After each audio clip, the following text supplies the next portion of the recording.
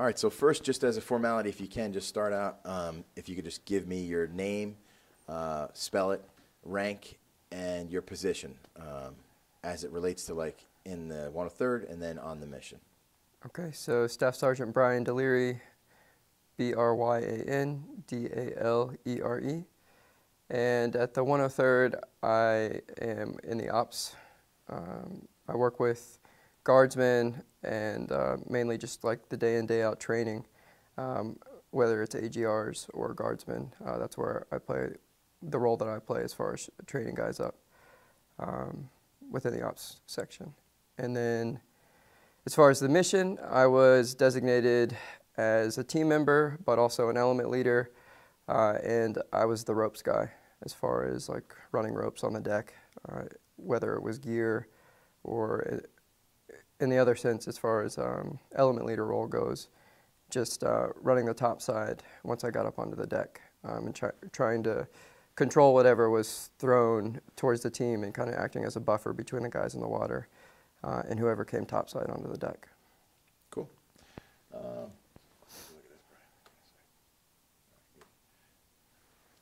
right, so now we'll actually start with the actual interview. So what you could do that would help is if I ask a question, just try to include the question in your answer. And then same as you just did, perfect. It's just like it's a conversation between you and me, so just keep your eye contact here. You don't have to worry about looking at the lens at all. And we'll just hopefully make it conversational. And, you know, the whole objective of this is to kind of, in part, for historical documentation, just to document your experience and, you know, what this event was through your lens, so to speak. And then that's just good to be able to, like, you know, for people to see, to learn from. And this has been awesome from a public affairs standpoint. We've had the best coverage of a rescue that we've ever had here. Between, you know, getting information from the nurse who's in the burn unit in Portugal, which is amazing. I've been, like, you know, back and forth messaging with her. Sophia or whatever. Yeah, amazing, right? Yep. The search and rescue guys, the Esquadra 321 or whatever it was. 751st. 751st, those guys. I've been back and forth, and their footage they're getting. So awesome stuff on that note. And so it's even the original Coast Guard call-up from Boston RCC, I have the audio from that of, like, you know, the tasking, which is pretty cool. So it's really a complete story. So we're just looking at this point, get some of the pieces, like your piece of it, and then get around to some of the other folks that were involved. Definitely. So on that note, if you could, walk me through just where you were when you found out about this mission and take me through from there. So when I found out about the mission, I'm smiling because it definitely, we were training over on Randall's Island. We were doing confined space in the city. One quick more thing before we start, and we'll start over again. Yep. I forgot to tell you.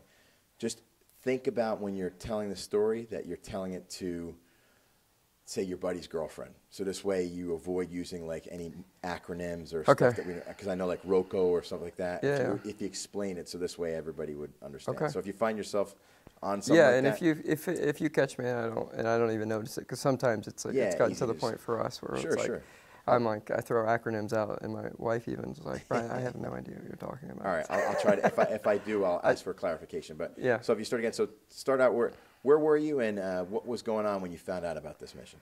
So when I found out about the mission, I was doing some confined space training out in Randall's Island with the fire department, and we were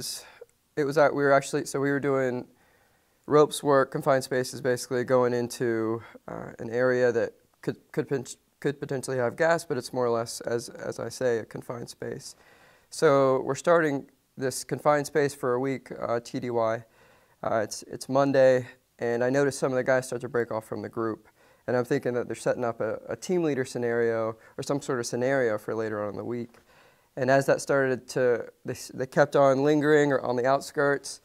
And I was like, man, they're really putting something great together for later on in the week. And then soon enough, they call us all up, gather everybody, and they tell us we have a real-world mission going on, and we're actually going to break away 3 people, Master Sergeant Jed Smith, Senior Airman Hartman, Mike Hartman, and myself.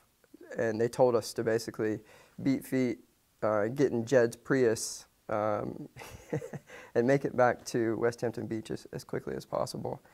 And we actually ended up getting a police escort down the LIE, and we made it pretty much in record time. It was amazing how quickly we made it back. It was like 40 minutes that we made it from Randall's Island back to Westhampton Beach, and that kind of set the bar, the precedence for the entire mission, because in the way that it was surreal, but then also how things just kept working out, and we kept on like making it work as a team.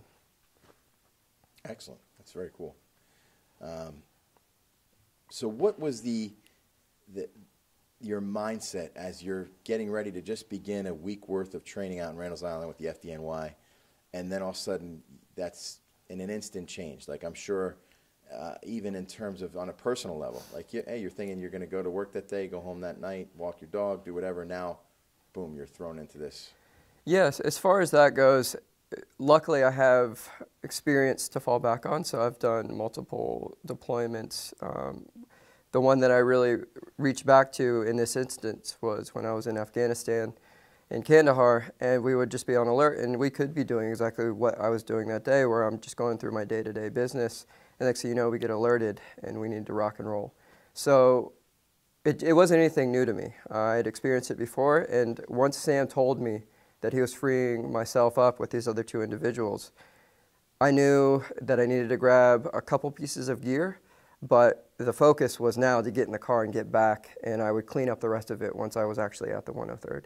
So as far as what was going through my mind, I moved from my day-to-day right into that mission focus, and it's just something that I've had experience in Kandahar, Afghanistan, and with that, like it set me up for success in this situation, because I didn't really think twice about it. I was like, all right, well, if we can make it back, like I'm gonna make this mission. Like, I want to make this mission so we can go help these guys out.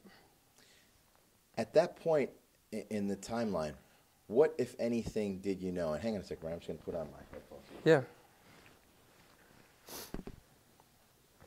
What, if anything, did you know at that point in the timeline when you were alerted and on the way back? All I knew was that there was a ship out at sea, and that they had made a distress call, and that there was no guarantee that we were even going to make the cut or make the mission. I knew it was somewhat of a blank check for us to be even driving, getting escorted down the LIE, heading east. We may not make it, but I was really just hoping, and I wanted to be able to be a part of it, because I knew that I had experience with being on training prior, where I had been doing water jumps, so I felt ready. But I knew there was a boat that had made a distress call, and I was just waiting for the turnover once I got back to the 103rd, where the team leader, Tech Sergeant Jordan St. Clair, would actually be able to fill us in on all the finite details. So in your mind, as you're going, are you like kind of, guessing or piecing together scenarios, like, I wonder what it is, what size vessel, what amount of casualties, what the situation is? Really what I was doing, and it's because we're more or less trained this, is to take it one step at a time. I was more thinking through in my head, rehearsing what am I forgetting at this point? What pieces of gear, if any, do I have shortfalls on? And I was kind of rehearsing when I got back who I was going to request to get things for me, so that I would be ready to go and make things happen quicker. I wasn't really guessing about the ship, because I knew I would get that information, whether it was sitting around the butcher blocks at the 103rd or on the actual aircraft en route. So then once you got back, I guess at that point you have a certain amount of equipment that's ready to go. And is that a constant? Is that always like a ready state for certain things? It is. It was something that's happened within the past 6 months. We actually have a water bag that's ready to go for this type of scenario, and we also have like a mountain bag as well. So both of those alert bags, if you will, are staged and ready to go at all times. So for the most part, probably 95% of the stuff you need is going to be in that bag, ready to grab and walk. Exactly. So once you did get back, I guess that you got a handle on that there was a bigger team that were going to be involved. And then walk us through, like, what was the experience from there? So we pulled in. So the experience from there was we pulled in the Prius and Jed just pretty much burned in and parked in the handicap spot. And because it was like all bets were off at this point, we were just mission focused. He pulls into the handicap spot and I grabbed my stuff out of the car and I'm just doing like a light jog into the building. As I walked in, I noticed that people had bought food just because they didn't know how long the day was going to go. So people had kind of went to Tonino's, bought some food, and everybody's kind of gathered around the butcher blocks, more or less, moving around, trying to get the pieces together. Jordan's writing things on the board as far as expectations or due-outs, requests for information. And I immediately went into my locker, like I said, and I started gathering up my personal stuff just to grab that water bag. And Jordan came up to me and he said, hey, you're on the mission, how much time do you need? And that's a critical question for us always, how much time? Because how much time I say plays into when we actually take off. It plays out as we go, whether it's you're sitting on the boat and the helicopter's coming in and they're asking how much time until these patients are packaged. It's the same thing right here where he's asking me how much time I need. And I looked at him in the eye and I said 20 minutes. And he kind of looks at me like, 20 minutes? Like that sounds a little ridiculous. And I said, no, 20 minutes, I'll be ready to go. And so at that point, I just went right back to what I had rehearsed on the ride over and I started tasking guys out, whether it was Senior Airman Kuhn, who's a SEER specialist, or like right on down the line, I might have just demoted Senior Airman Kuhn. I think he's a Staff Sergeant, Ian Kuhn. But I started just requesting things from people because I had kind of rehearsed what my shortfalls were. And within that 20 minutes, I think I may have busted my timeline by 5 minutes. But it was about 25 minutes to where I was actually ready to step out the door from that point. Or just take a deep breath and receive information from Jordan and help now be a member of the team and start to get everything else ready to go. Is that pretty typical in terms of like when it's a short notice mission and it's kind of an alert situation that everybody kind of ramps up and helps out to make sure each guy's geared up and has everything they need, and even down to the food, to Tonino's? What did you guys get from Tonino's? I honestly have no idea because I didn't even eat any of that pizza. It's funny when you ask like what food did they get. I remember looking at it, but I was so focused on what was needing to happen for the mission that I thought, I was just going to get MREs on the plane ride out later. And I was actually thinking about that, like, man, I wish I would have grabbed a box of that Tonino's and put it on the airplane for later. But either way, we had MREs, so I'm sure they just got a couple pies. I don't know, 4 or 5 pizzas. I'm not really sure exactly what they got. But that's something that somebody will actually go. And even with training, where we're going to have an extended training day of some kind, somebody will normally go grab some food so that way the guys who are training are able to eat when they come back. Just something, it's a community, or more or less taking care of each other. And it goes back to what you said, or your question of, is this a culture for you guys? Most certainly, for us to kind of, I think of it as a spider web where you're only as strong as that weakest thread. And so everybody's just really rallying around what the focus is and kind of spinning that web as it happens. Excellent way to put it. Very nice, Brian.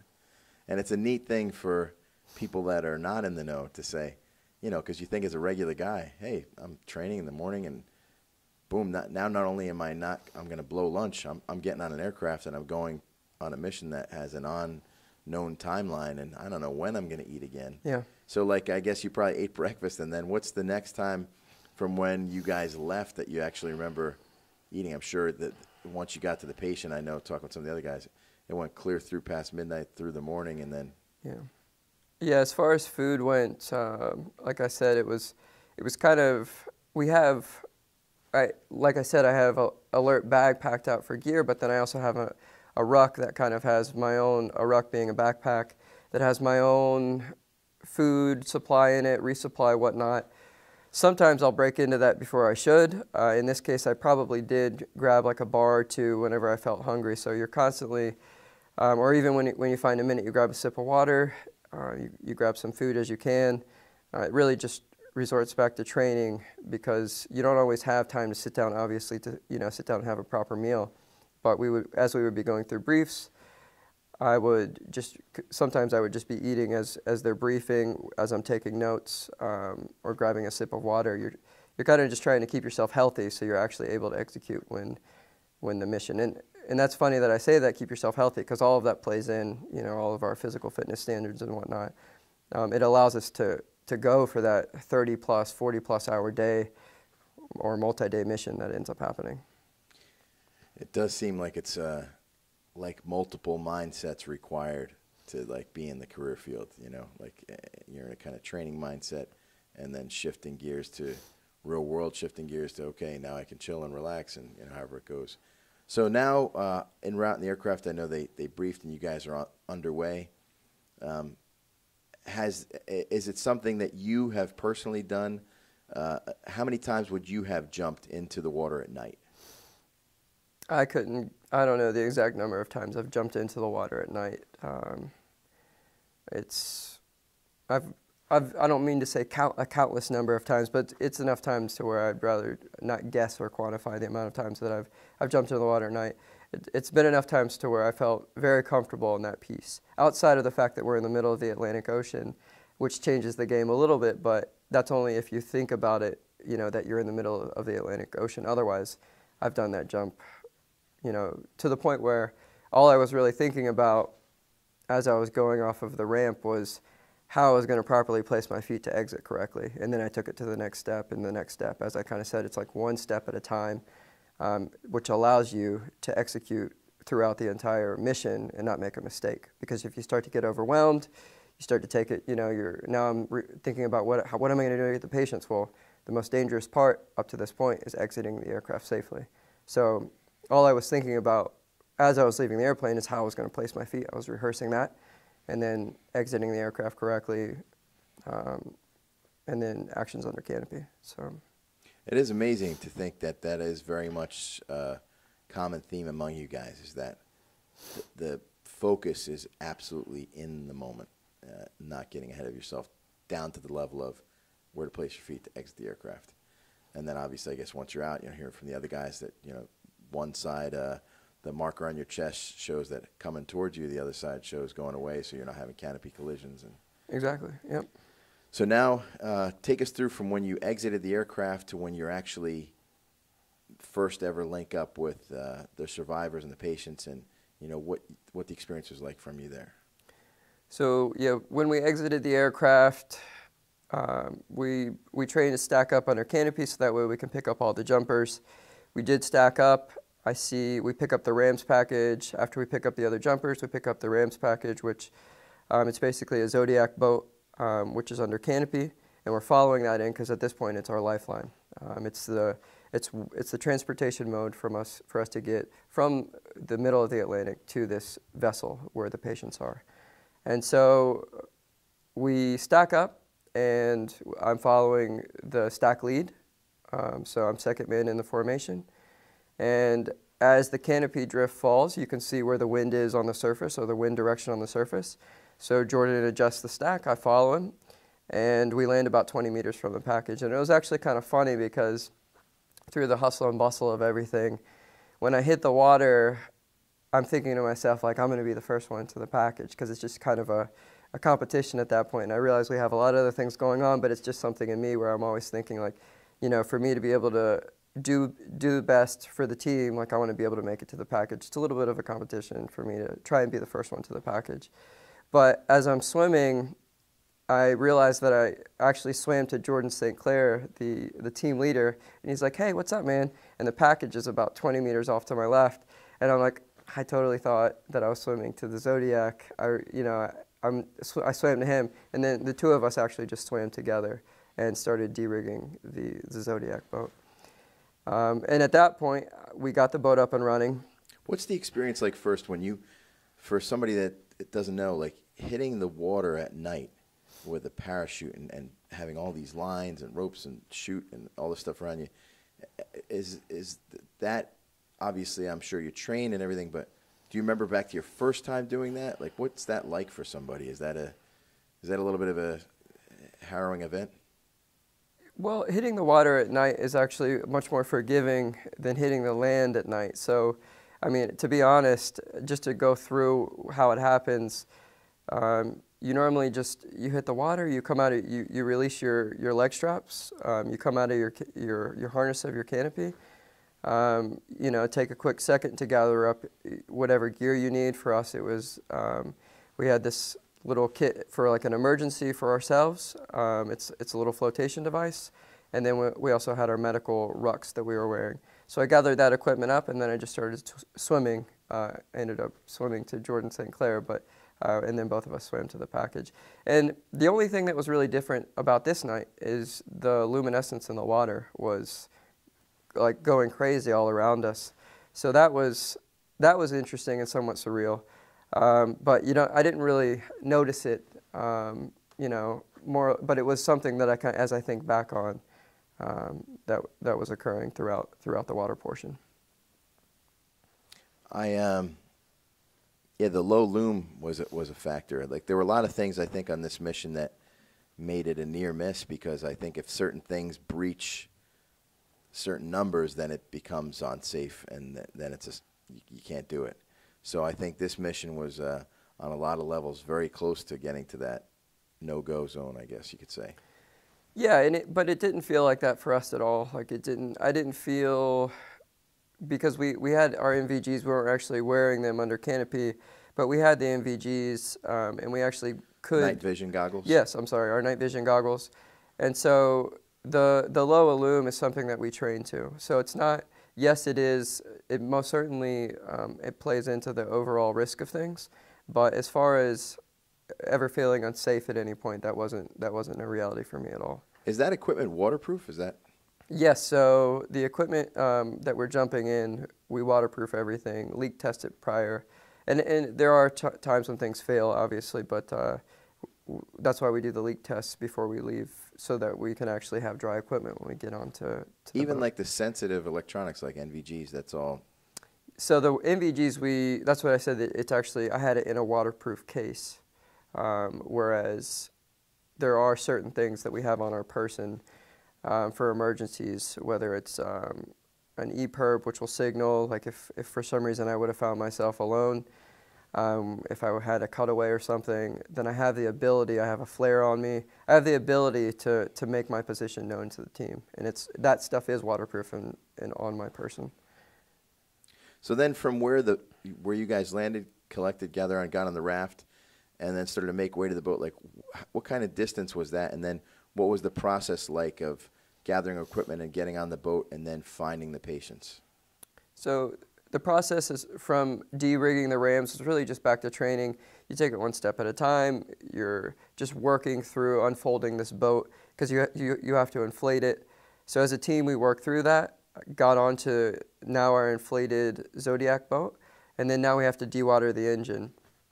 And we work through that as a team. Again, we kind of take turns pulling the cord to dewater the engine, and then hook up the gas, and then actually get the engine running. At that point in time, we linked up, because there were two teams, or two sticks rather, that exited the aircraft. We linked up with the other Zodiac boat, and then we called in for the resupply bundles. We had 4 bundles of medical equipment, and then also survival equipment for us, because it was really an unknown amount of time that we were going to be with the Tamar at that point. So we radioed up. The C-130 did a great job, actually, of dropping the bundles. It was to the point where you wouldn't think of this ever happening, but they were so close to us that I actually looked up to the bundles, and I saw the canopies, to the point where we actually had to move the boats a little bit, because they almost hit us. So that was awesome as far as the C-130 crews. You know, huge thank you to them, because those packages were right on top of us. When something like that happens and you see like the level of professionalism and expertise from your fellow team members in the 130, like that's got to be like give you like a sting of pride to think like, man, our team is something else. It was great. We one of the guys called out like, man, those guys are on it tonight. Like, yes. So it does. When these things happen, and they happen like this, and it's working out, to where the training is actually paying off. You know, it definitely, you may not notice at the moment when you think back on it, it's like, it's impressive how it ended up playing out. So then from there to get to the vessel, what was kind of like distance, and then how did you get on, and then what was it like to actually get to the patients? Yeah, we were probably about, I'd say, more or less 300 meters off the starboard side of the vessel. We picked up those bundle packages. Two packages per Zodiac. Actually, quick question too. About how long does it take from like when you hit the water to that boat is up and running, the engine's dewatered, and you're underway? On that night, I want to say it was about, I don't know what the official timeline is that ended up coming, but I want to say it was about an hour to an hour and a half. So it did take a little bit of time for us to work through de-rigging the package and then also getting all those bundles, because there was a lot of canopy in the water because they dropped them with parachutes. So that was an obstacle for us because it's at night, just to make sure we weren't getting our engines tangled up in those canopies that were now floating all in the water. Definitely a hazard. So we were taking it one step at a time to where we weren't creating more of a problem for ourselves, and we were able to safely get to the Tamar. Sure, and then I guess taking us through what that was like, actually getting to the vessel, and then getting your equipment on. And so to get onto the vessel, we had actually come up with there was a plan that was talked about on the C-130 on the way out. So I knew exactly what my role was as we approached on the starboard side of the vessel. They had a ladder thrown down, and I ended up, it was about a 10-foot swell from the crest of the wave to the trough. So it was really timing the swell at that point, and then you're just running, you're basically walking off of the bow of the Zodiac, timing the swell so that you're hitting it on the crest of that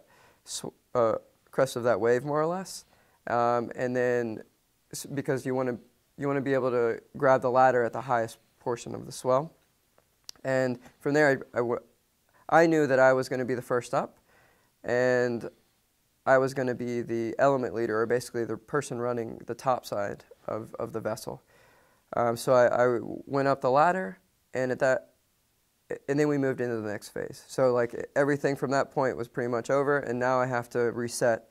And now I'm actually talking to the first crew member that comes up to me. And we didn't know what to expect here. We didn't know who was going to be able to speak English, if anybody was going to speak English.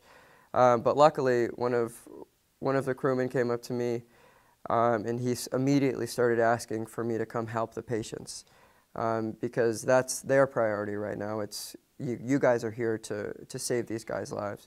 But I had to talk with him and actually let him know, I'm going to give you medics, even though we are all paramedic certified. But I had to explain to him that I need to be able, like, I'm here to get all of the equipment up on top, and I'll free you up medics as soon as I can. And it was actually probably 5 minutes after I had gotten to the top where the two paramedics brought their equipment up, and they immediately went to the patients. So just to kind of back up a little bit, when I believe his name was actually Matthew, when Matthew came up to me on the ship, he said, I need your help, and I said, okay, I need to be able to get all of our equipment. Where exactly is your hoist or your davit? And so he pointed me to where the davit was, and then it was amazing because the crew started helping us as much as they could.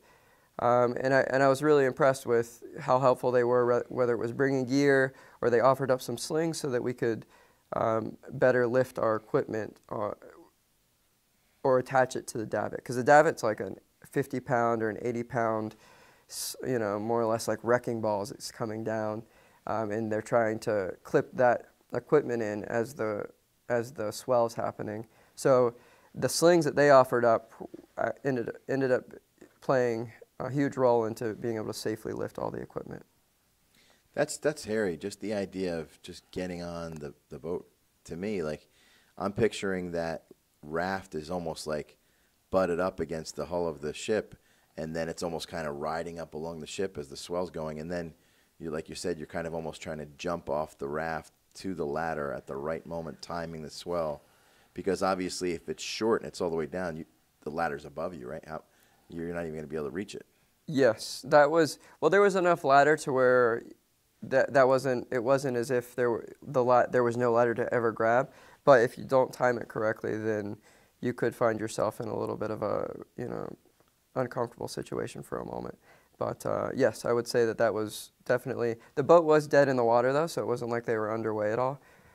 So even if somebody were to have fallen in the water at that point, they could have just swam away from the boat or the vessel and then got back in the Zodiac and gone again.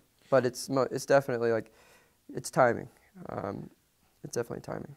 What about the amount of do you have anything on you when you're making that climb up the ladder? Any kind of backpack or anything? Or I didn't have anything on me except for my small waterproof bag or down the hoist bag with some minimal medical equipment. But the two medics went up with a medical pack on them. So how much does that weigh? Theirs probably weighed about 40 pounds, 40 to 50 pounds, I'd say. Sure.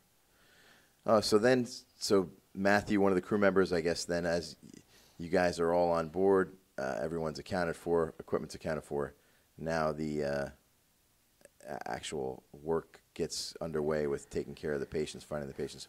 What was that experience like for you, and what were your thoughts and feelings on it? That was, for me, I ended up like getting myself, so when we went to the patients, I ended up getting myself out of my dry suit, because you have to remember, like, we're still configured for the water, but now we're, in the I guess in the hull, not the hull of the ship, but we're now in the ship in a very protected area. So my first was like, okay, let me get all of this equipment off that's unnecessary, because there were two guys working the patients, and then after that I immediately went in and started to help out where I could. And that's where we just roll right into filling the gaps. And I walked into the room, realized that these guys had, Master Sergeant Jed Smith and Senior Airman Mike Hartman had co-located the patients. So they're both in the same area, and so now we're just thinking about getting all the gear into that area and cleaning this area up and more or less making an ICU that we can work out of. So I started playing that role. If there wasn't anything for me to do immediately on the patients, then I was thinking about cleaning the area up or getting, what medical gear do you need right now? And so I ended up working with Jed Smith on, we'll say, patient 1. So we had patient 1 and patient 2, and I ended up being on patient 1. Was patient 1 the younger gentleman, 23-year-old? Yes, he was. Understood. Yep, and so he had about 50% burns throughout his body, and then mostly on his face and airway and on his hands. And really what we worked through there was a burn formula to calculate the amount of fluids that we needed to give him, which ended up being about 700 cc's an hour. From there, it was really like pain management and just making this guy comfortable up until the point where we eventually had to take his airway, because it was interesting the way it ended up playing out, because he was telling us, like, it's getting harder to breathe, because we're looking at O2 saturation, we're monitoring him to see if anything starts to happen or changes, because we didn't want to actually go that aggressive route until we needed to, as far as like sedating this patient and taking their airway. So he's ended up telling us it's getting harder to breathe, to the point where we rallied all of the team. And I'm fast forwarding quite a bit now, this was probably 6 hours in, but we rallied the team. We talked about it, made sure everybody was on the same page, got all of our gear ready, and then we ended up doing a rapid sequence intubation, which is really just pushing sedation, a paralytic, and taking this patient's airway, intubating them.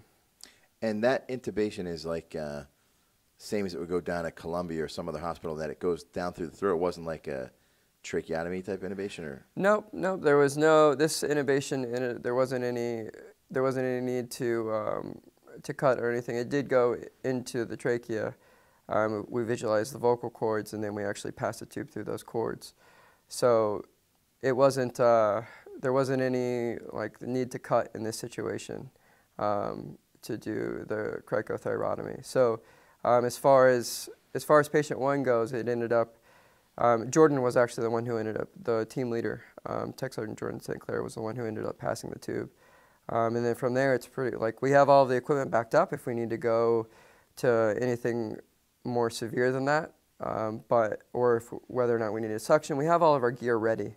It's pre-staged, ready to go if we need to move into the next step if this isn't working. But it ended up working out.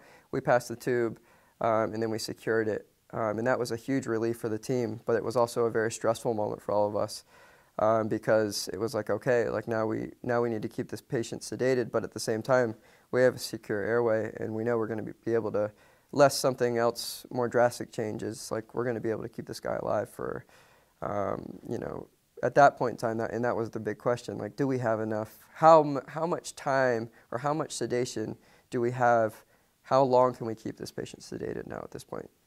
Because we knew now we could keep him alive because we had his airway secured. Then it ends up being the sedation for pain management. It's incredibly tricky to me. I'm fascinated by the idea that, like, an intubation is such a complex thing, and to think, like, all the things that could go wrong. You could, like, blow a lung or pneumothorax, all this stuff, and this is done by guys that jumped out of an airplane into the ocean and climbed on a boat and had all this equipment with them. Like, to think that you brought equipment from the sky to ventilate somebody is fascinating. Yeah, it ended up being, and we had everything that we needed, and that was a testament to falling back on training, and taking lessons learned from past missions that we've heard about in the past 6 months, and actually curtailing those lessons learned to where we would be able to be successful. So that younger patient, the 23-year-old man, I believe his name was Borat. And then the other gentleman was, Borat is Slovenian, I believe, and then the other gentleman was Jason. He was Filipino.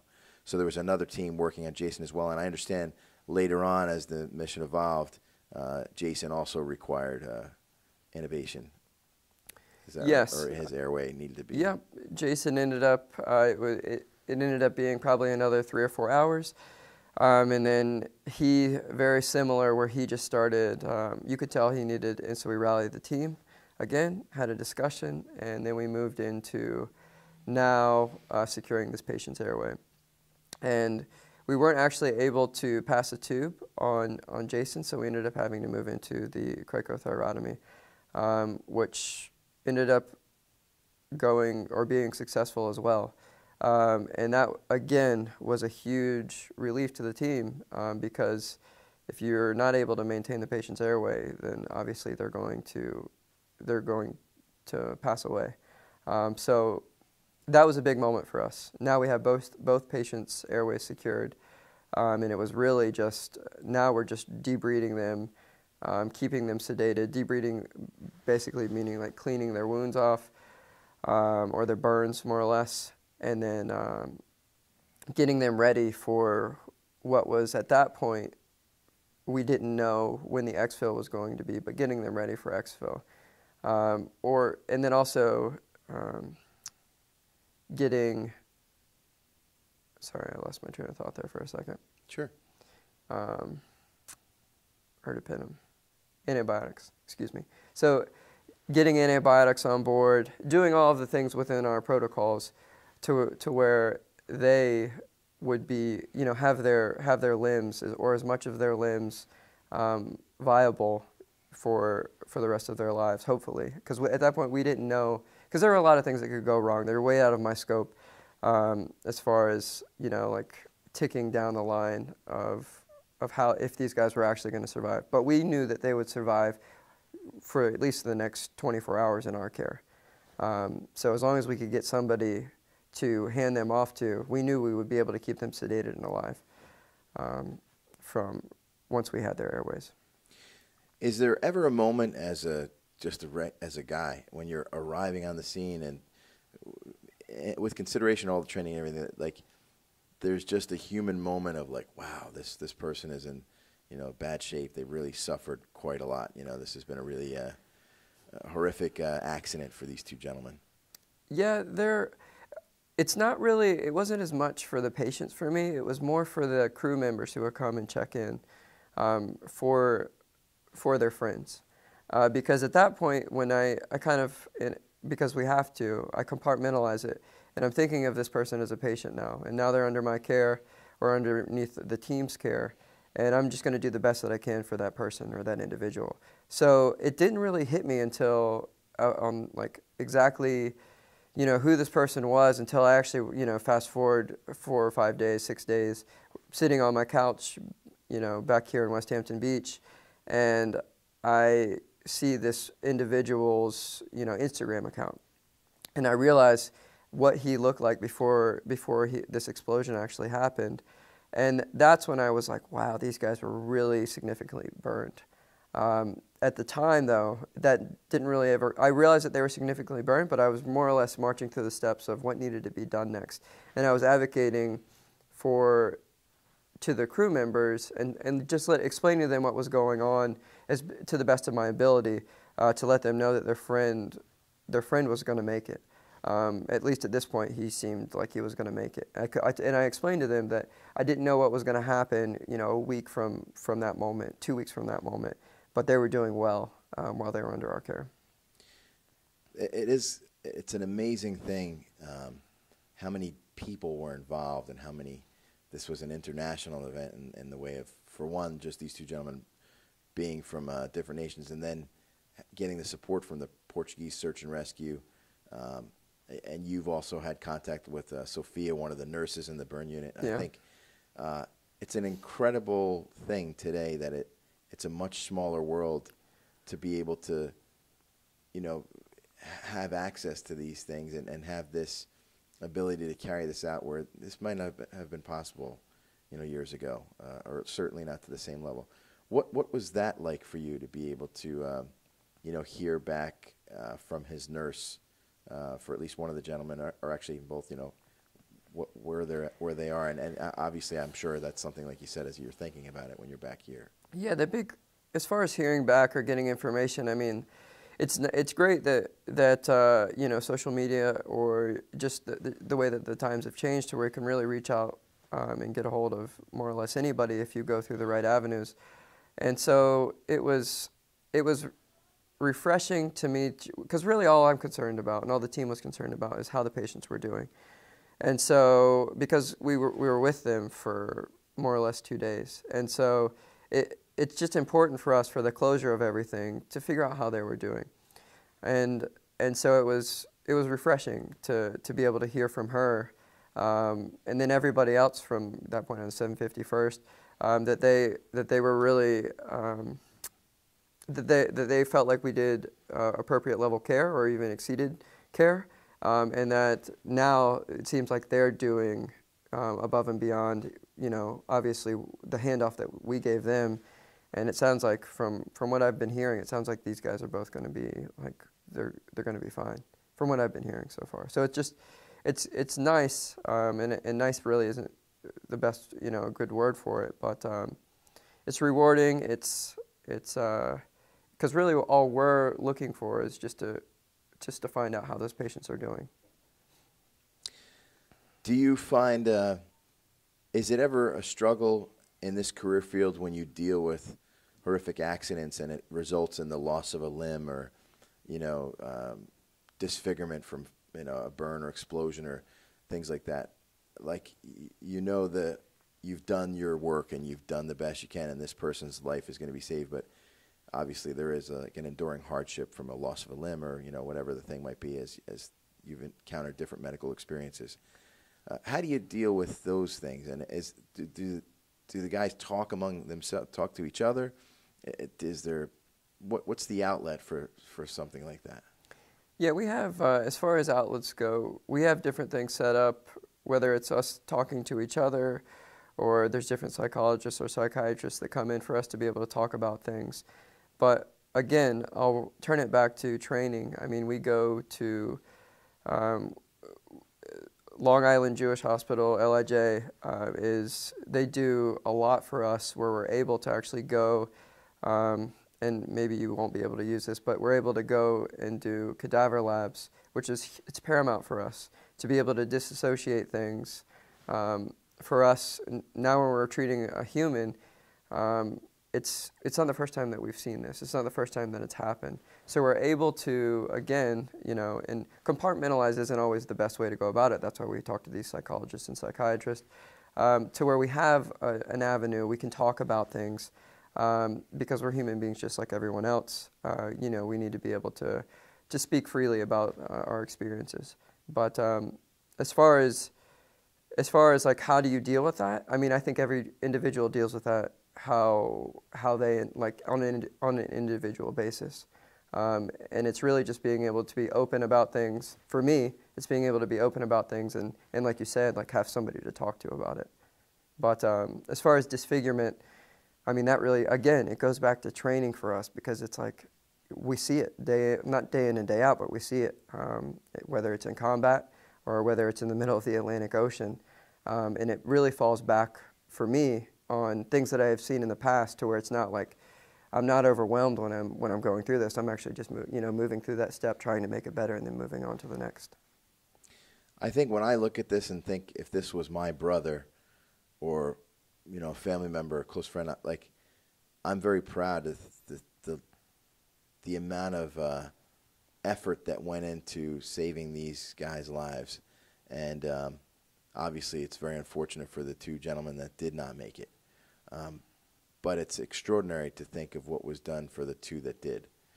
And so as you walk away from this experience and move forward in your career, how do you put this away in your kind of timeline and feel like, you know, this was, you know, we accomplished what we're trained to do, and we did it to the best of our ability, and things really went as good as they possibly could have in all given circumstances. And I feel like, wow, it's like proof of, you know, experience or concept, or, you know, training. Yeah, for me, as far as like what I'm walking away from this, I mean, in a lot of ways, I'm just very thankful that I've been given the experience and the training prior to be able to execute this mission the way that it ended up playing out. I feel like I'm just a PJ, just like anybody else is a PJ who is a pararescueman, and I would dare say that anybody else would have been able to do the exact same thing that we did on the 103rd Rescue Squadron within the team. So the big thing is it's just looking around to the individuals that are within our team and holding them to that standard, because yes, we jumped into the middle of the Atlantic Ocean, and we kept those two guys alive for those 2 days and then handed them off to higher level care. But I would dare say that anybody would be able to do that. And I don't mean to downplay it. I'm just saying that that's something that we train to. And it's just us keeping that standard and holding that bar to that higher level, or even just to the standard that it's at right now, and continuing to train appropriately so that the next time a call like this comes or anything like this, we're ready to go. That's excellent. Really good stuff, Brian. Quick, one more thing I'm thinking in terms of your experience. Has your career field and your experience as a pararescueman always been here with the 103rd? No, before I was, so when I graduated the pararescue pipeline, I was active duty at the 48th Rescue Squadron in Davis-Moth in Tucson, Arizona. So I spent about 3 years there. So I was 3 years there, and then I actually gave Chief Moser a call and came over to the 106 Rescue Wing here in Westhampton Beach, New York. What do you think, in your experience, this team of individuals, this team of people collectively across the board at the 103rd, what's different about them versus other places you've been or other teams you've worked with? The biggest difference at the 103rd is that we have Dr. Stephen Rush, who's the medical director of the career field, and he hammers us with medicine to the point where we have to know exactly, as far as our medical protocols go, we need to be able to recite those, and we need to be able to perform those actions flawlessly. Otherwise, he just completely destroys us publicly. So he holds us to a very high standard, the 103rd Rescue Squadron, as far as medicine goes. But beyond that, I mean, it's really just, it's pararescue. Like, there's not too much different at the 103rd that would be any other rescue squadron that I've been to. And I can't say it like that because I've only been to one other, which really isn't that much experience. It's one other team. And I was actually a very new PJ at the time, when I was at the 48th anyways. So it's a little bit of that, like, and I think the other reason why now I have more of a broadened scope is because, you know, because we do so many different things. As you spend more years in, you're going to hold yourself to a higher standard, but you're also going to become better and more proficient at everything that you do. Great stuff. I'm just thinking of one last thing here is too, like, what's it like for, say, somebody that doesn't know or understand, like, that this team is made up of, you know, a number of different people, but a big difference might be like that it's partly composed of part-timers in a sense, like, you know, it's drill status guardsmen. So what, for somebody that doesn't know, like, say, somebody listening or watching this video, what is that like, you know, working with a team that's put together of part traditional guardsmen who maybe are a teacher or whatever other job they may hold in the civilian world, and then they do this work as well? It's actually very refreshing that we have drill status guardsmen here at the 103rd, because the skills that they bring to the table, and that's the reason why I say that is because we have physician's assistants that are also PJs. We have police officers. And the list goes on and on. I think Ben Walker is actually, you know, like, he's down in Antarctica working in these austere environments all the time. So we have a lot of outside experience that's brought back to the team, and collectively with the active guard reserve members, the AGRs, and then also the drill status guardsmen. It's the AGR's role to train these individuals and make sure they're held to the standard, but they bring so much more to the table from their outside experiences, from their regular civilian lives, that it's very refreshing to me just to be able to take that and then use it to its best ability, because we have so many different skills that we're required to do as pararescuemen. Great. Anything else I might have missed, Brian? Something that you want to discuss or talk about? You know, the biggest piece for me, as far as where I felt like I played a critical role as a team member, was the actual exfil portion of the patients. So we were up on the second floor of the deck, and we had to get these patients down 2 stories, and then about midship on the starboard side for the 751st helicopter squadron to come in. It was a Portuguese helicopter squadron, which we had never worked with before. So there was a lot of unknowns there as far as their abilities. But as far as our abilities, we knew that we needed to get these patients down onto the deck when the time, and meet our time calls. So as we're getting these patients staged, ready to go, we had them all prepped. We had like you had said before, we have the vent on them because we have to take this ICU that was in a room, and now we have to put it onto something that now needs to be hoistable. So we have to take all these individual pieces and make sure that everything's connected properly and tightly packaged to where now this person is going to get hoisted up into a helicopter and nothing's going to get snagged on anything. So we had that piece all wrapped up as far as, like, the patients were packaged, they were sedated properly, they were very comfortable. And now I have to, you know, I'm given the piece of, you need to safely get these guys down 2 stories and put midship for the helicopters to come in and hoist. And originally I was thinking, like, oh, we'll just muscle them down.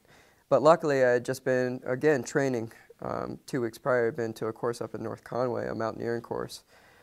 And I was able, just on the fly, because I had my harness on and I had a couple pieces of climbing equipment, to actually make a quick anchor and throw a sling around the Skedco and just do a very controlled lower, very quick and controlled lower down these very slippery flights of stairs, to where now I'm taking all of the guesswork out of it and safely lowering these guys down to the point where when we move to the first, we've gone through one flight of stairs, and now we're on this. Now we're moving down from the first floor now to the base level on the ship. The Major Marty Vieira walks up to me and he's like, "How much time do you need?" Because you can see the helicopter on the horizon.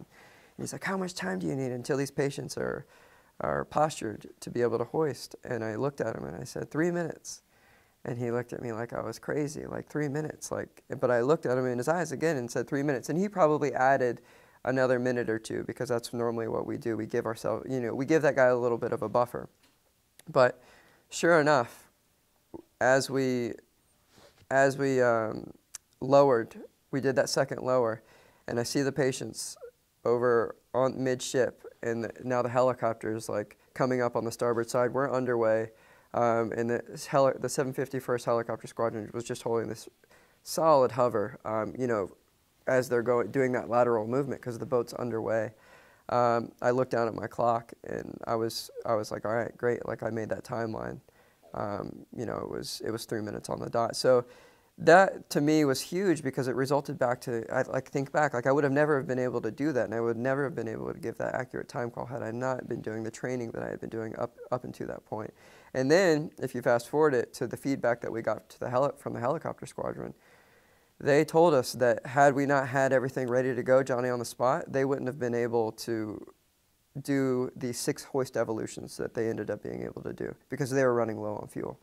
So it's just all of these different little pieces as they're played out, that if you're executing it properly, it ends up making everything, I guess, a success when it's all said and done with.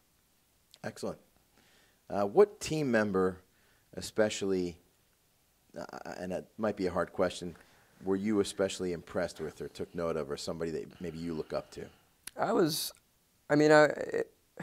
That's a very difficult question for me to answer, because every single person, and I could go down the list of why every single person was impressive in their moment. Like, everybody had their moment, because it was such a extended mission that everybody had their moment to shine where they picked up the slack. It's hard for me to say, Tech Sergeant Jordan St. Clair was impressive, because he always gave us the next step. He always let us know where we needed to, where we were going next. So he was working that piece. Hartman was huge, and Senior Airman Hartman was huge in the aspect that he, when the second patient, when we were going to take the airway, he improvised and was able to bag that patient appropriately to keep him alive, to the point where we actually were able to successfully get the Crike. As far as the jump portion with the jump master, Master Sergeant Eric Blom, just being able to work through that process and get us safely, for us to know what was going on, and then to safely move into the water. Jed, because Master Sergeant Jed Smith, because he's a PA, and he brought so much to the table. So he's a physician's assistant on the outside, and he was able to, give us, his experience and everything that he studied, because where he works as a civilian, and now he's able to effectively, bring that experience to, now we've got this ICU set up in the middle of the Atlantic Ocean, and he's able to bring that experience to us and reassure us as we're kind of moving through all of these different medical procedures. And then you have Vieira, who ended up being the element leader, who now took from the boat, and now he takes control with the helicopters, and he moves that next piece, and he takes that team and makes sure that they're safely received by the Portuguese, and then gets us linked back up later on. And then Major Bogle, as far as it was amazing for me with Major Bogle, because he was the up and out, but every time any significant medical piece went down, he was right there in the middle of it, observing, and just trying to make sure that, whether he needed to lend a helping hand, or like he was just there. He was there for those critical times. Even though he had the whole up and out piece, and he had that nailed down as far as making calls back here to the 106 Rescue Wing, keeping them in the loop, getting the assets that we needed from the Portuguese, like all of that was played out. But he was also around when we were doing these critical medical procedures and just kind of standing over our shoulder, keeping an eye on what was going on.